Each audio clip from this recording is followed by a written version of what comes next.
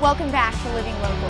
Every year around Halloween, Rock Island Parks and Rec hosts Fright Night in the park. The popular event offers a host of family-friendly ways to enjoy the spooky holiday.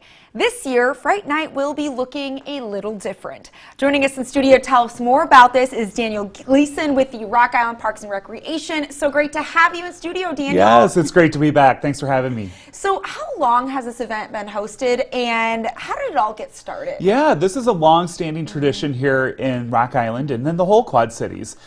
We started, I believe it was back in like 2003, so it's been around for about 17 years.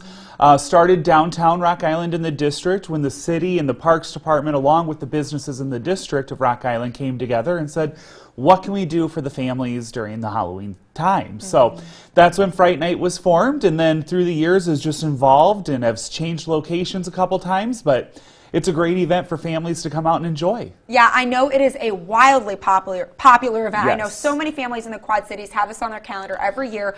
What do you think has made it such a tradition here in the Quad Cities? I think the tradition is just that it's a family-friendly event. You know, that it's really focused on the family, on the youth of the community, and it really gives that, you know, safe, fun Halloween event here.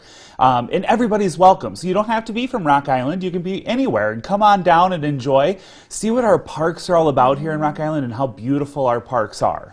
Now, Daniel, because it is such a popular event, normally tons of people there. Obviously, with what's going on in the world with COVID-19, we are under restrictions for how many people can be gathered in one place. So how have you guys reimagined this event for the year? Yeah, so we really had to take a lot of different precautions this year. So where we usually are down at Schwiebert Park, down along the riverfront, we have had to make some changes. So we are making it a drive-through event this year. So where it's kind of going to be like a reverse parade where we'll have different businesses and organizations, sponsors of the event, lining the road down at Sunset Park, Sunset Lane.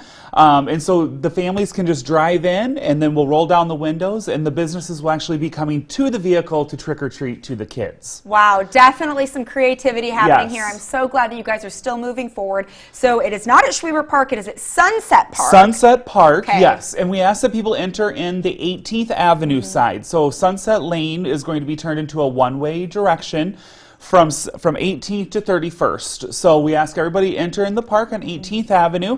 Come on in, enjoy the fun, see all these different sponsors, the businesses, organizations. We have over 33 organizations that are going to be there that are signed up today. So we're so excited about the community coming on board with us and really bringing this event back to Rock Island in a reimagined way. Yeah, and a safe way as well. I think that's the key part too, is that there will be a safe distance. You're obviously in your car kind of hunkered down with your family. Right. So families will get dressed up and head out to Sunset Park. And you mentioned 33 businesses will be there. So who are some examples of that? Yeah, so we have you know, some examples of Rock Island Animal Hospital here in Rock Island. McManus Orthodontics is another one. So South Park Presbyterian Church, Orca's Swim Club. So everybody and anybody. We welcome anybody who wants to come down and really enjoy and give back to the community. And that's what this is all about, is bringing our community together and really offering something back to them and bringing the youth some normalcy with everything going on right now with COVID-19. I believe recreation and play is so important for our mental health right now. So we keep that positive spirit going forward and really pushing through. Daniel, I'm so glad that you brought that up because I think that, you know, everyone, people young and old, it's just a struggle. You know, I think we're all dying for some sense of normalcy. And especially kiddos, they're missing out on so much right now. Birthday parties and school, the dynamic there is really strange. And this is a great way for kids to get excited about something. And I'm sure just it lights parents up to see their kids having fun and enjoying something normal. So when is the event happening? And then do people need to register or anything like that? Right. So it's a free event. It's happening this Thursday, the 22nd, down at Sunset Park. The gates will be opening at 5 p.m. and it lasts till 7. So we ask that you do get there early because the gates will be shutting at 7. But come on down. Again, this Thursday. It's just going to be so much fun. But enter in that park on 18th Avenue side. Be patient. We're going to get the cars through as fast as possible. So we're just very excited for families to be able to experience this again this year. Definitely. And one benefit of also being in your car is you can can crank that heater up because it's a little chilly right now. It's like, hello, winter. Right, so, yes. I mean, if this was outdoors, they'd have to really be bundled up. So that's another perk, I guess. Yes. Will there be any specific COVID-19 protocols in place? Yes, there will be. So all of the businesses and organizations are going to be required to wear a mask.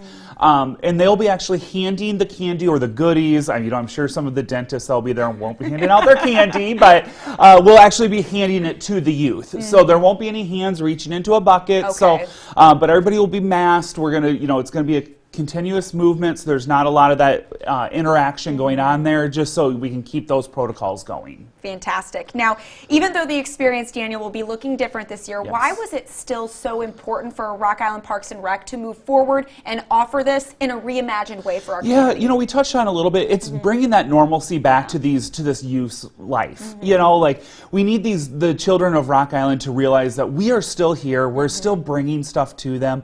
We've continued our programming within the Parks Department.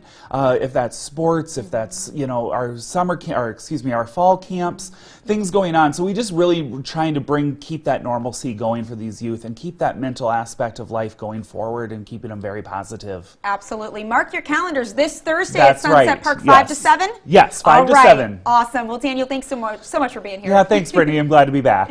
If you guys would like some more information, you can find Rock Island Parks and Recreation on Facebook. We'll also have those details posted on ourquadcities.com.